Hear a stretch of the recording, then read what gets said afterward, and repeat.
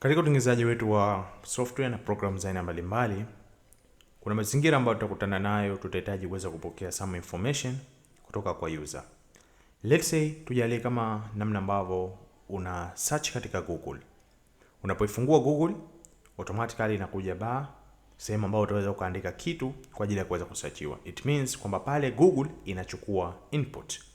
Jina langu ni Mohamed Hafidh Mohamed kutoka Soma Taaluma, ambapo katika lesson hii tutakwenda kuangalia kuhusiana na inputs ama kuweza kuchukua input kutoka kwa user kupitia katika Python programming language. So hii itakuwa ni lesson number 5. Tutaendelea na lesson 5.py. Tumeweza kuangalia vitu mbalimbali katika lesson zilizopita. So tutakuwa tuna move forward, lakini tutakuwa tunavitumia vile vitu ambavyo tulivyojifunza katika lessons zilizopita. So tunahitaji kuweza kuchukua input. Tunaweza tukatumia variable moja kwa moja, tukamwambia maybe name ni sawa. Kule mwanzo tuliposoma ilikuwa tunaandika moja kwa moja maybe Soma Taaluma, yani inakuwa iko hard coded. Lakini sasa hivi tunahitaji kuweza kuipokea kutoka kwa user, kwa sababu kila mwanafunzi ana jina lake na hatuwezi kuyajua majina ya wanafunzi wote. It means kila mtu atahitajika kuweza kuingiza jina la kwake. So hii tutakwenda kutumia keyword nyingine kwa ajili ya kuweza kupokea input kutoka kwa user inayofahamika kama ni input. So tukamwambia input, hapa ndani yake tunahitajika kuweza kuingiza maelezo. Kitu gani user anahitajika kuweza kuingiza? Hapa unaweza kumwambia tafadhali ingiza jina lako kamili. So hapa itakuwa tayari tumeshaweza kuchukua input kutoka kwa user. Lakini tutakapochukua input hapa tukumbuke ya kwamba hatuna command ya kwenda kuidisplay hii input ambayo aliingiza user. Kwa maana hiyo tutahitajika kuweza kutumia vitu ambavyo tulivyojifunza katika lesson ambazo zilizopita, ambayo nayo si nyingine bali ni print. So ndani ya print yetu tunaweza tukaandika, let's say tunaweza tukamwambia jina langu ni, then tukaja tukafanya concatenation tukamwambia name.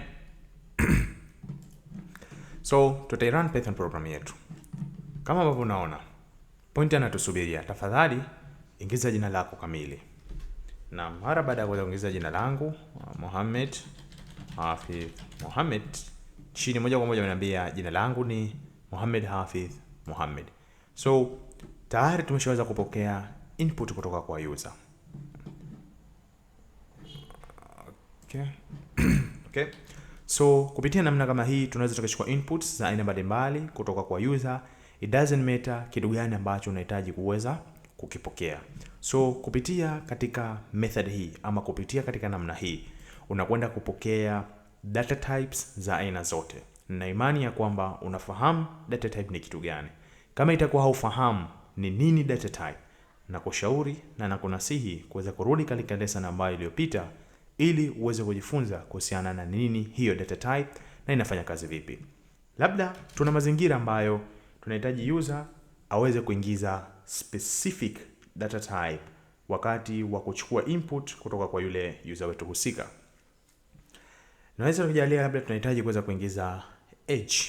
Kwa hiyo tutamwambia age ni sawa, lakini ikiwa kama tutakwenda kutumia input kama hii, maana yake kwamba user atakuwa na uwezo wa kuingiza kitu chochote.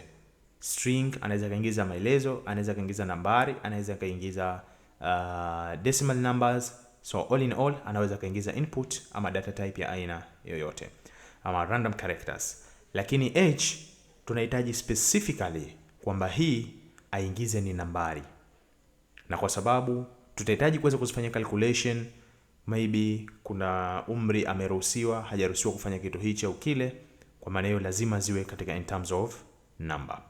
Kupitia katika Python programming language kuweza kumlimit user wakati anapoingiza input, tunaweza tukaitumia kwa kuspecify aina ya data type ambayo tunahitaji kuweza kuipokea kisha kufuatia keyword yetu. So tunahitaji kupokea age. Age ni whole numbers. Ikiwa kama ni whole numbers, ina maana itakuwa ni integer. So tutaandika int kwa maana ya kwamba hii ni integer. Ndani yake tutamwambia input kwamba tunahitaji kupokea input. Unamwambia tafadhali tafadhali ingiza umri wako. Hapa maana yake tunamlazimisha kwamba lazima user aweze kuingiza nambari. Let's say chini yake tuje tu display tuingize kwamba kaingiza umri wake ni upi. So utasema umri wangu ni, so tutakoma na tutaingiza age. Twende tukitest tukajaribu. Tunapo run program yetu ametuuliza jina kamili. Tutaingiza Mohamed Hafidh Mohamed. Anawaambia tena tafadhali ingiza umri wako. So amehitaji tuweze kuingiza umri wangu. Let's say mimi nitaingiza maneno. Nitaandika pengine 50. Tutakapo run program yetu moja kwa moja imetuletea error na ametuambia kwamba invalid literal for integers, kwa maana ya kwamba hii sio integers, sio number. Ilihitajika lazima iwe ni number. Although sasa hivi imekuja error namna kama hii, inawezekana ikawa kuchanganya, lakini naomba uiache kwa sasa hivi. Ufahamu tu ya kwamba lazima itakureturn error na itakataa kuendelea mbele kutokana na data type iliyoingizwa sio ambayo iliyotakiwa. Katika lesson za mbele huko tutakuja kuangalia how tunakuja kuhandle hivi. Hivyo nakusihi uendelee kustick na lesson hizi kwa sababu vitu vyote tutakwenda kuvikava hatua kwa hatua. Labda sasa hivi tunaweza tukajaribu kuingiza data ambazo zilizokuwa zipo sahihi. Maybe tu run tena. So okay, to stop program yetu, to clear, to start tena. Tafadhali ingiza jina lako kamili. Nitaingiza tena Mohamed Hafidh Mohamed. Ameniambia tena tafadhali ingiza umri wako. So hapo nitaingiza umri wangu pengine ni 50. Nitakapogia enter, moja kwa moja imeniambia umri wangu ni 50. Nataka kujiuliza hapa mbona zimeingiliana, kutokana na space ambayo hapa sikuiweka. Tafadhali ingiza umri wako. Lihitajika kuweza kuweka space hiyo hapo. So now program yetu ipo clear.